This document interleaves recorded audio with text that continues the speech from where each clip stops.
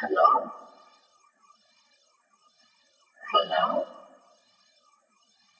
I'm invoking. Can you hear me? Okay. So this is about waiting. Waiting is an integral part of any natural existence. And movement exists only because waiting exists. For something to be moving, there must be something that is not moving. Waiting is a particular conception of time, often linked to immobility, to idleness, to isolation, to passive moments. But above all, waiting is a misunderstood condition, often seen as an enemy, as the tacit enemy of time.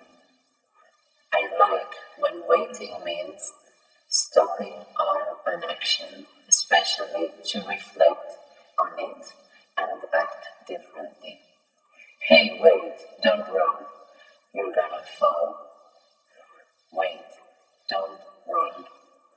You're gonna fall.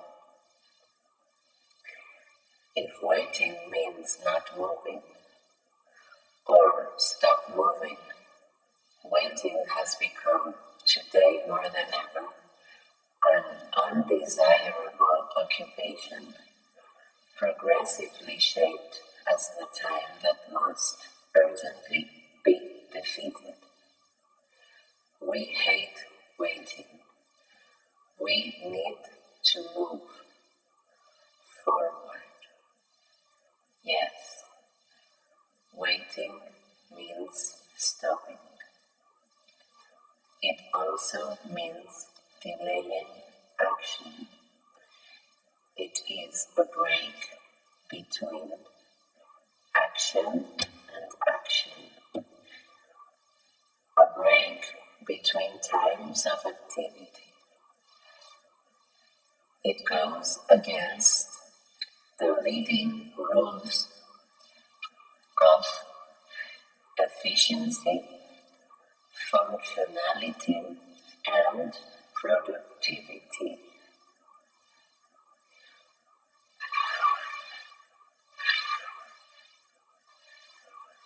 Waiting is a moment of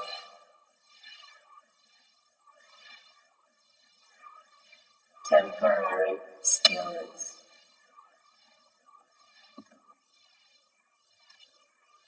This means mobility and immobility interdepend on each other to subsist. But today,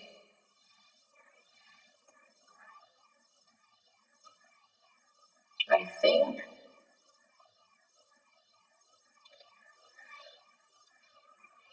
that if the so-called divorce happens between mobility and immobility, it would be great to live in the forgotten lands of immobility, with space for waiting, idleness, isolation, passive moments, leisure time, a green valley surrounded by huge rocks, maybe some concrete here and there, a soft desert, and other beautiful things connected to stasis, to quiet.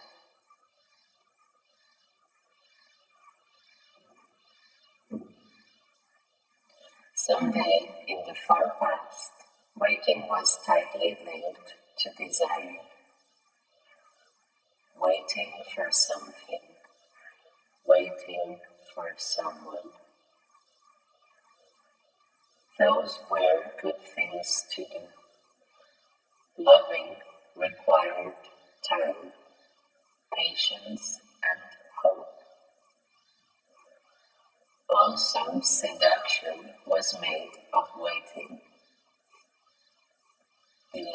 games.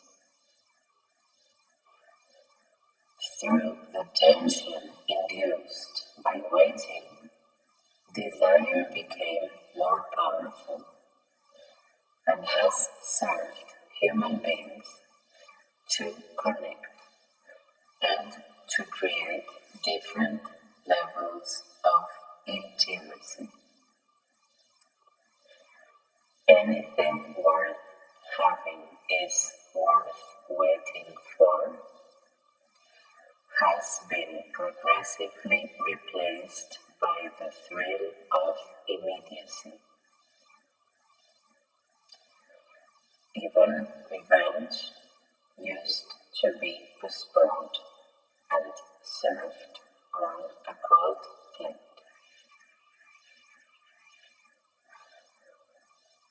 Violence in general implied a certain strategy which involved waiting. We went from knives to guns, bombs, drones, nuclear secrets. So from slow to fast, and faster to remotely control instant destruction.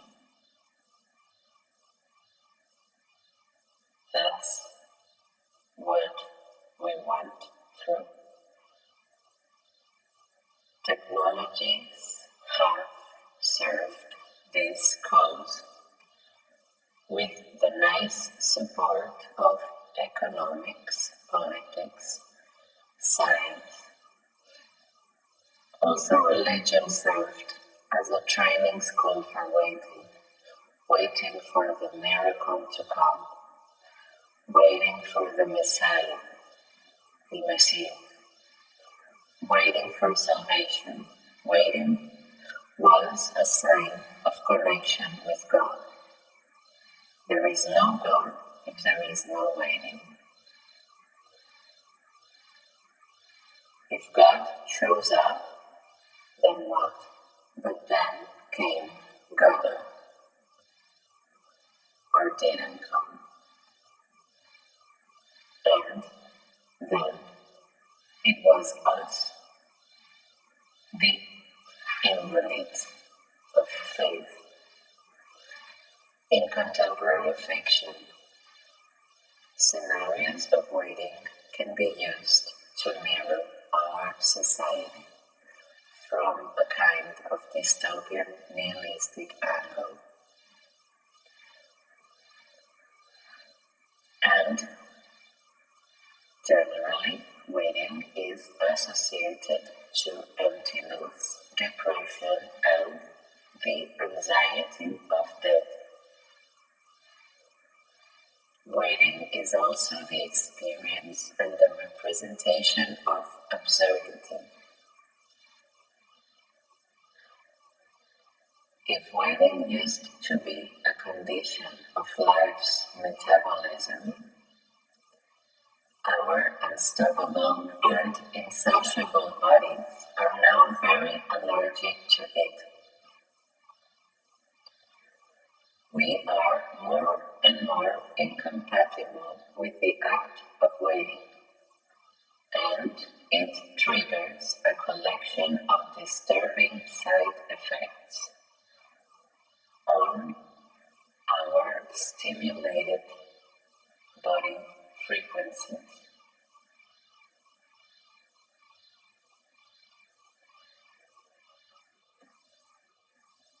Movement has a VIP pass to everyone versus a completely marginalized territory of the slow rhythms. Stillness is out of the game of sound. We move against time. We struggle to reduce waiting time, wasted time.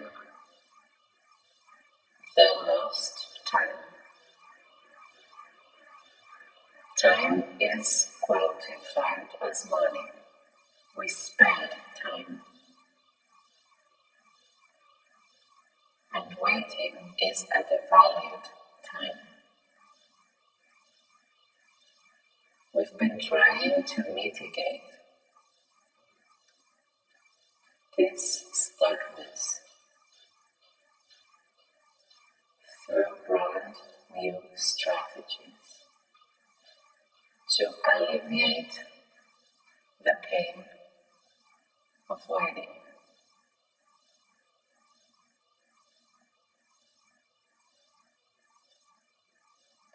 When we move, there is an inevitable lapse of waiting between origin and destination. But because we move more and faster, the persecution against waiting becomes implacable, more and faster. The active self wants to be active while waiting through a full-time connectivity. The goal is to conquer time, and the way is to enter the full instant era. The sooner the better is not enough. We want the now. And there is a whole system in search of solutions, in search of utilitarian waiting zones. If we can't skip the waiting time, if instant communication is not here yet, let's have a not waiting feeling, just as frenetic as before and after. Let's pretend we are anywhere and everywhere else simultaneously. Let's be omnipresent and combat FOMO for once and for all. Transitory rooms have to be meaningful. Non-places need to become places. Waiting rooms, elevators, departure halls, bureaucratic lines, train platforms, airport lounges, virtual waiting spaces, new apps with updates of waiting, remaining time in real time. This extra bonus track of waiting minutes need to become useful and not a simple storage area of humanoids. We don't want spaces of temporary confinement, oppressive cubicles to delay our life. We need the illusion of a certain success, the illusion of life, of movement, music, mirrors, views, landscapes, countdowns, loading symbols. We'll be back in who knows how many minutes. Drinks.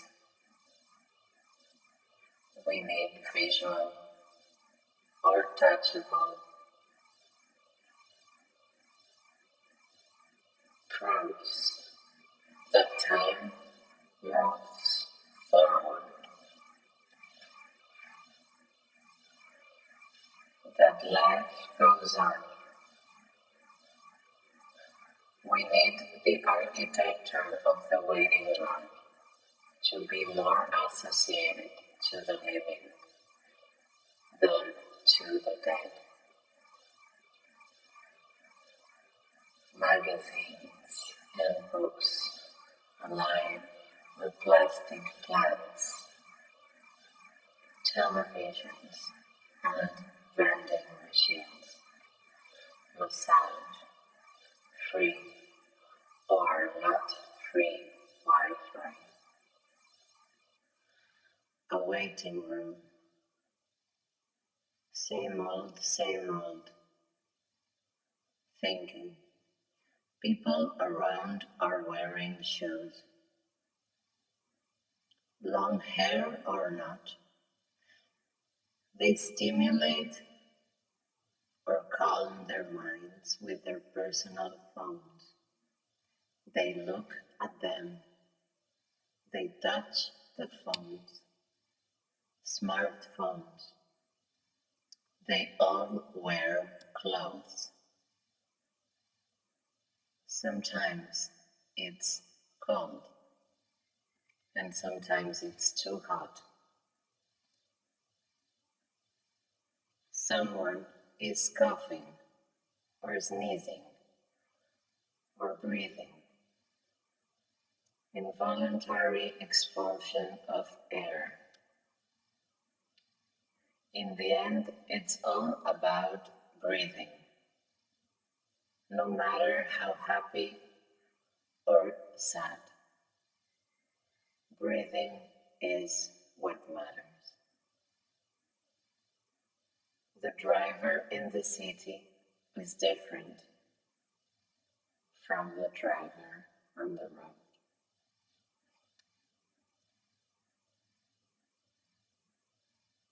There's a closed door that leads to a toilet.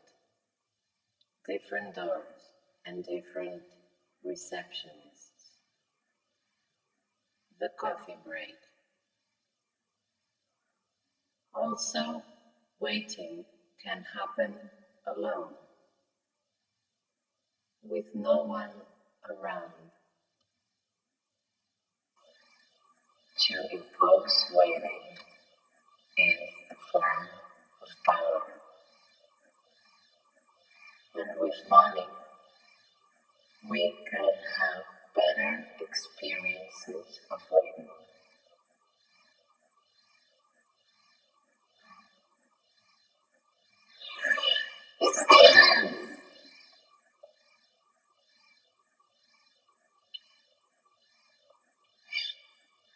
It's a tool used for domination and repression, a weapon to control time, a weapon to control the time of the waiting subject, of the oppressed. The big issue of the politics of waiting, it's possible to pay for shortening the minutes of wait. Yes. There is a priority path to time.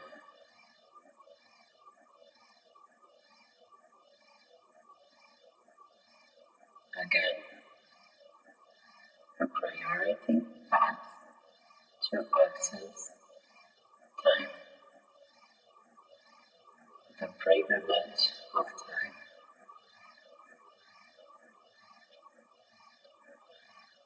Waiting is the action of staying where one is, and that's what we are all forced to do now. Before the pandemic, we already felt a certain state of suspension towards the fast stream of time. It was impossible to follow, to be updated on time. It was too much, too quickly changed. every nanosecond, picosecond, femtosecond, rushing, collapsing, restarting. Not even robots were trained.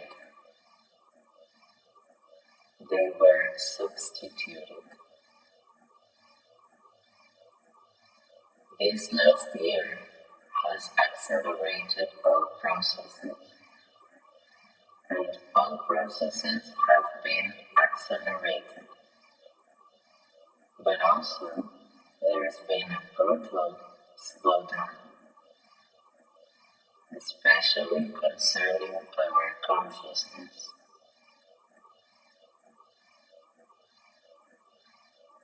Which consists of obliging humanity to enter a waiting room. We are prisoners, retained for a while. An undetermined time, mysterious, and we don't like it. The countdown changes every week, every day. The diagnosis is uncertain. It also changes depending on where you are, how much time we must remain in a waiting room. We don't know. It's dangerous to not give a shit and to not respect the rules. But we have unlearned to wait comfortably.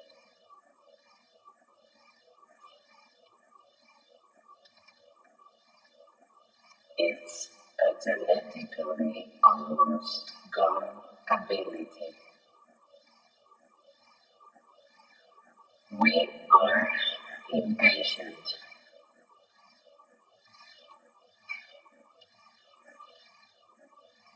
The waiting room is a place to experience time in its most intense expression, but not only the tedious and heavy weight of the immediate present. We take detours through our traveling memory, mind, and we let visions of the past dominate the scene, or we look forward to what comes next, to the future. While waiting in a waiting room, we can travel through time in 3 different directions. While we are waiting, we are in a miserable place of regret and expectation. Animals proceed directly to their intention. We are cobayas humanas, conejillos de India, which in Spanish means and translates as human guinea pigs. But it actually means we, as humanity, have been tested subjects over decades. We go from room to room, from test to test, from world to world, undergoing perpetual clinical and non-clinical experiments, waiting until we enter a new waiting room, a new testing room. What is the maximum amount of stress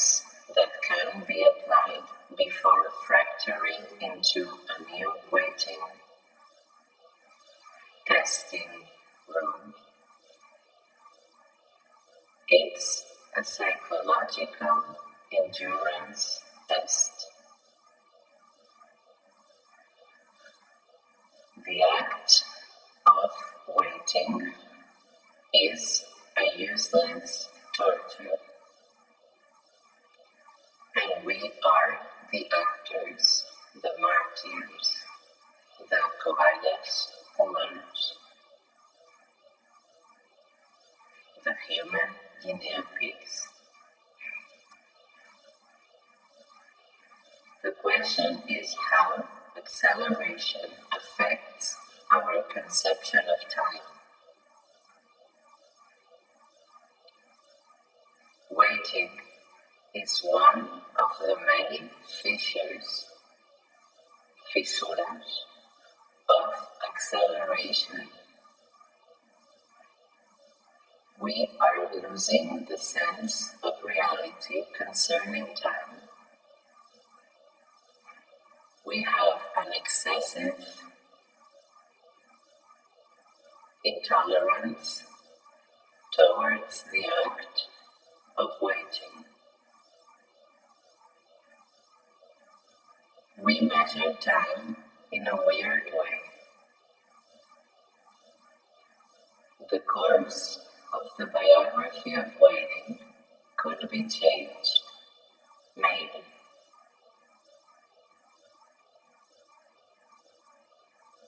By not engaging in the speed of current time, we can escape the fatal implications of waiting. Waiting must be reconquered as a space of pleasure, of leisure. There was a childhood of waiting, a paradise of entertainment and boredom, without specific goals or interests.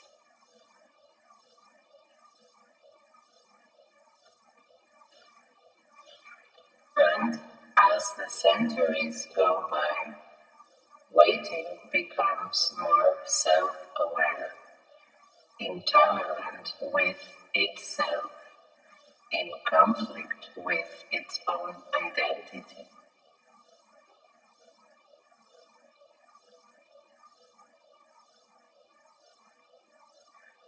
There is no waiting room, there is nothing to wait for.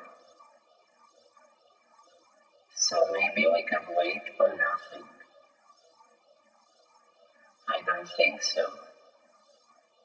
Okay, cool.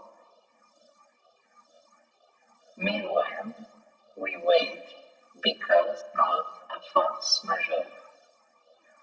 But we were already waiting, and we will continue to wait before and after this very moment. The so-called existential waiting will never disappear. We are stuck in the waiting room of history.